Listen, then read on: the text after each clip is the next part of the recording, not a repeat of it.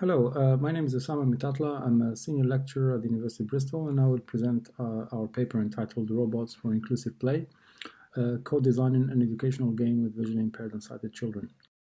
This is work that was done in collaboration with Sandra Bardot, Claire Cullen, Marco Serrano, and Christophe Jouffret from the universities of Bristol, Toulouse, and CNRS.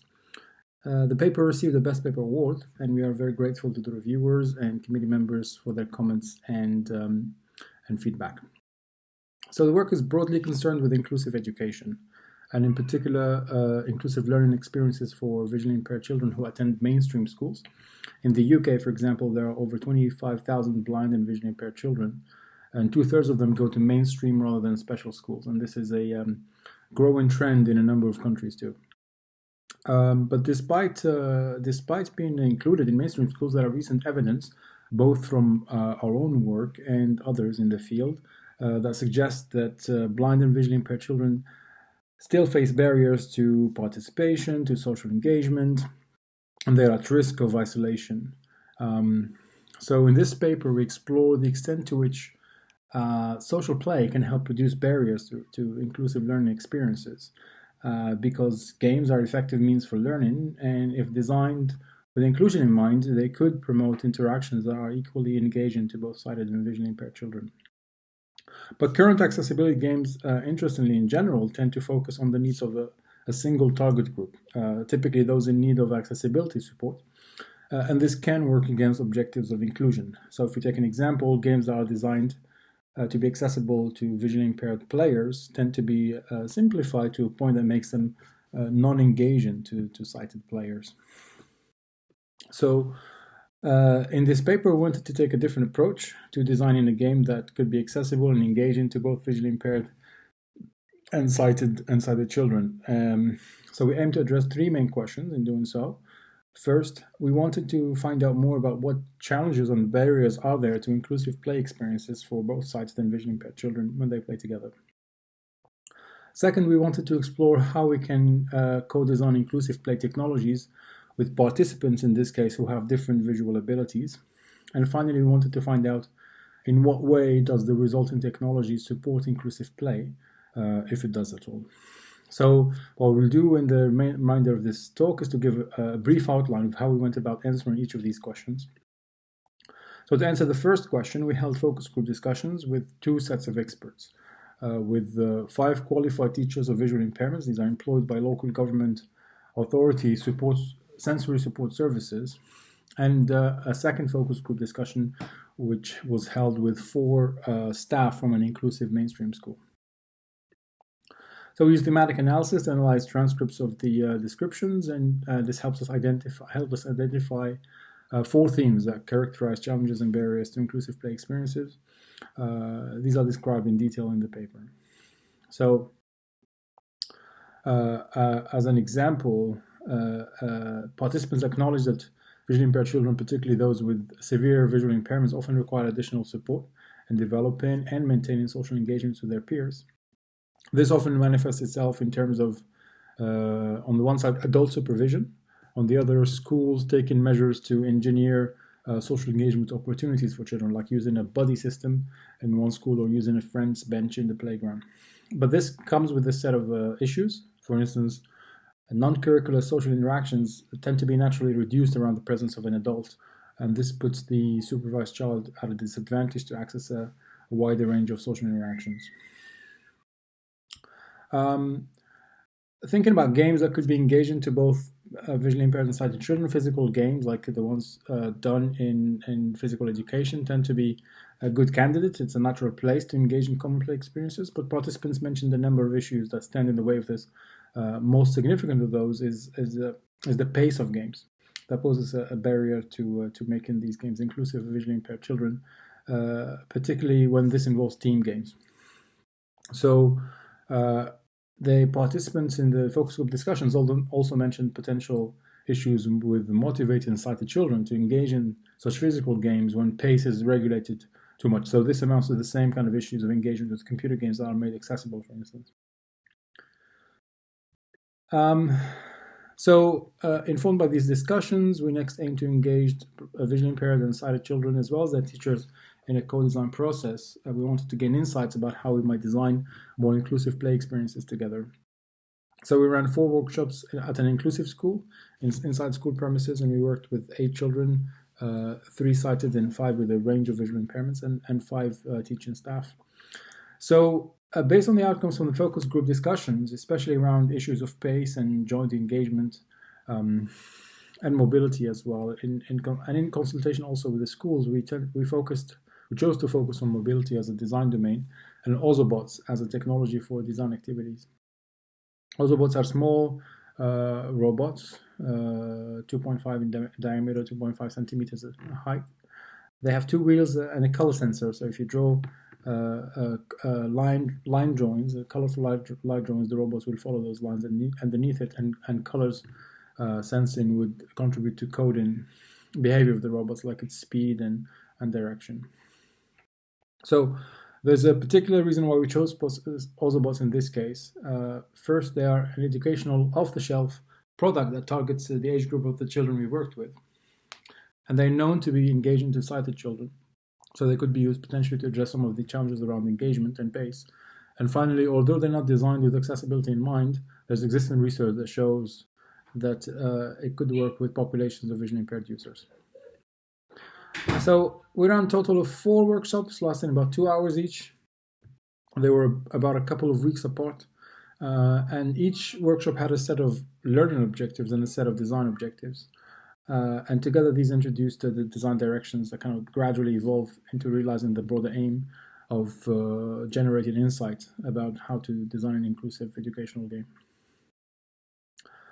So in the first workshop, participants learned the basic functionality of Ozobots, and then they reflected on the extent to which these Ozobots are accessible to the visually impaired and blind children, and then used multisensory crafting to craft solutions that could address those accessibility issues that they identified.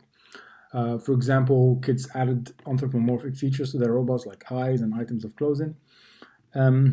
One child added a scent on top of a sponge hat that could help her distinguish her robot from the rest of the robots. Another child found it difficult to locate the on and off button, so he augmented it with a rubber button, for instance. In the second workshop, participants learned more advanced controls of the robots, like controlling speeds and direction, and they engaged in thinking about practical applications of those codings. And we did this through 2 basic games, a racing game and a space game. Here, color codes remained inaccessible, particularly for kids with severe visual impairments, but they had to rely on their sighted peers, but everybody enjoyed the kind of collaborative coding activities and used tactile tape to create robots' paths in this case.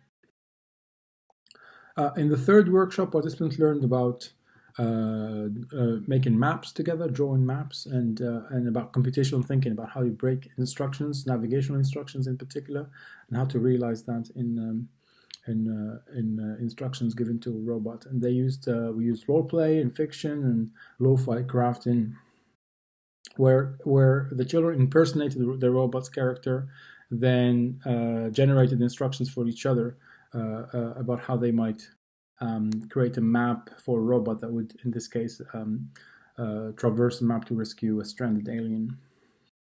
Role-playing was quite effective here in getting the kids to observe the importance of order and precision when creating navigation instructions for each other. For example, one child expressed how, as a robot, he needed both to narrate what he was doing, so that to give feedback to those giving him instructions so they can keep up with what he's doing, and to also complement those narrations with multisensory effects like mouthing sounds and stomping feet to make it more interesting for everybody, including his visually impaired peers.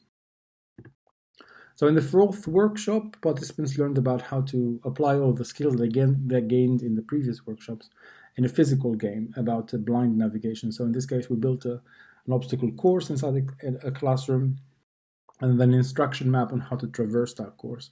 And then they swapped roles, where children would read the instruction map, give instruction to a third child to complete the obstacle course.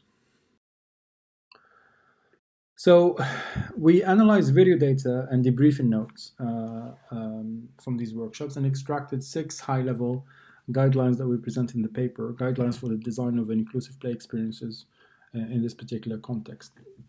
So these are listed on the slide. For example, that it was important to distribute and share roles between players, and this helps to widen perspectives and promote empathy. And also that using narration helps with moderating pace while keeping things interesting for everybody. So the next thing we did is that we organized a workshop with professional game designers. We provided them with design guidelines that came out from the workshops and asked them to come up with a game concept. The workshop lasted for about 80 minutes, and we used the 6-to-1 method, which the designers refined the game concepts around, eventually around an alien robot species kidnapping planets from a solar system.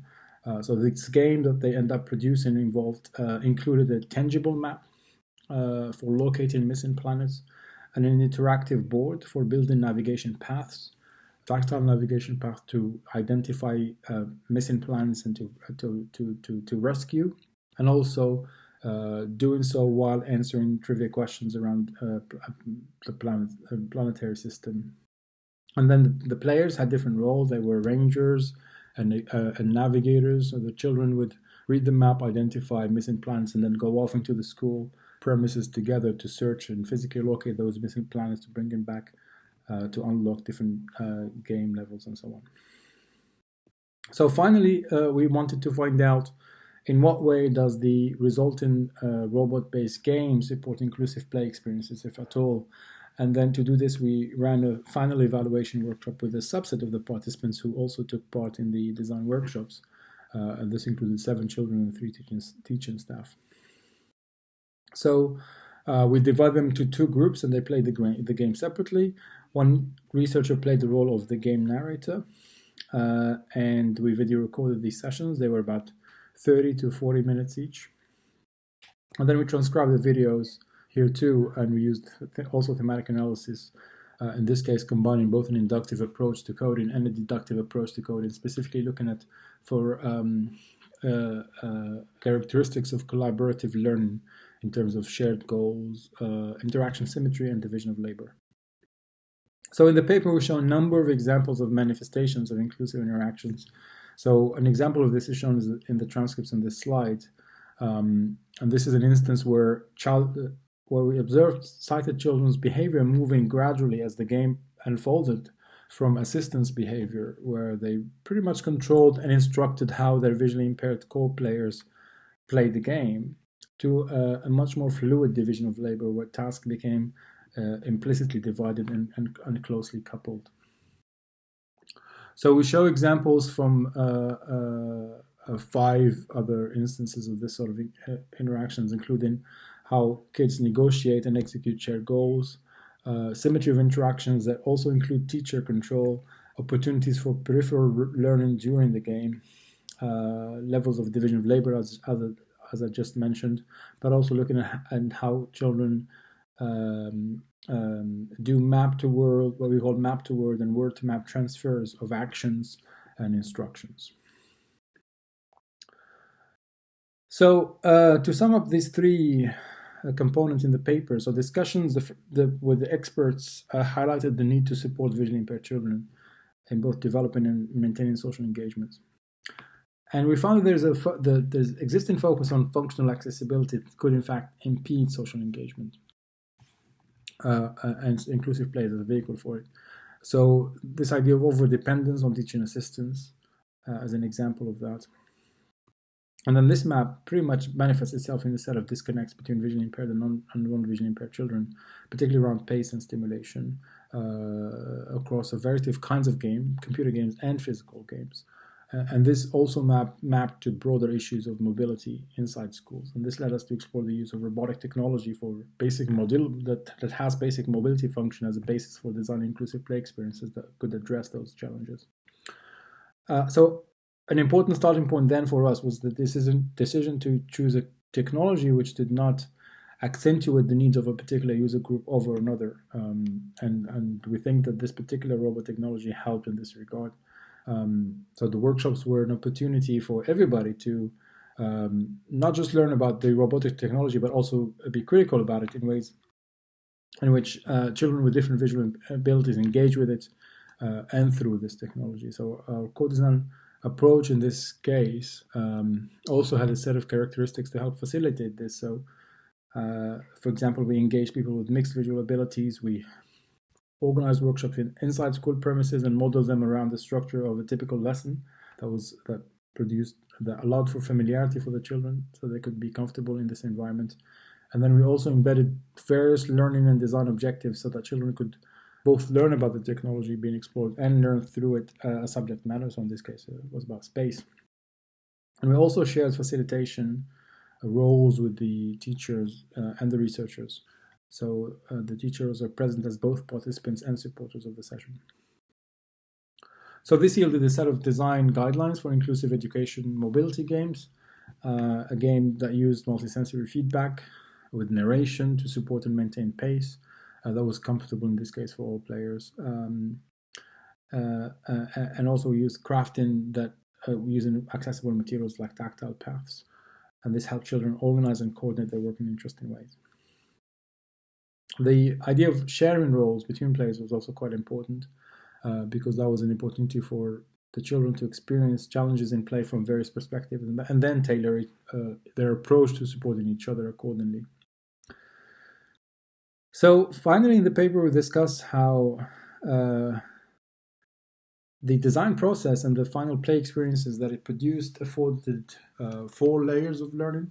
So first of all, as play experiences allow children to engage in a content-based learning that we're familiar with, so to learn about a particular subject matter, like in this case, space for us, but then to also engage critically with technical aspects of the gaming material. So in this case, with the accompanying computational thinking around thinking about navigation and instructions for robots and for each other. And thirdly, the children learned about design thinking itself. So, for example, the crafting, customization, and designing physical courses, maps. And finally, they learned also about inclusion itself, so how to consider each other's needs, each other's abilities and concerns and perspectives. So this was an opportunity amongst peers to really demystify misconceptions about disabilities, we think, showing that there are methods of exploring the world in other ways rather than relying on vision in this case. So the inclusive educational games could leverage the advantage of an inclusive school environment to allow for a space for sighted children to learn about disabilities in this case.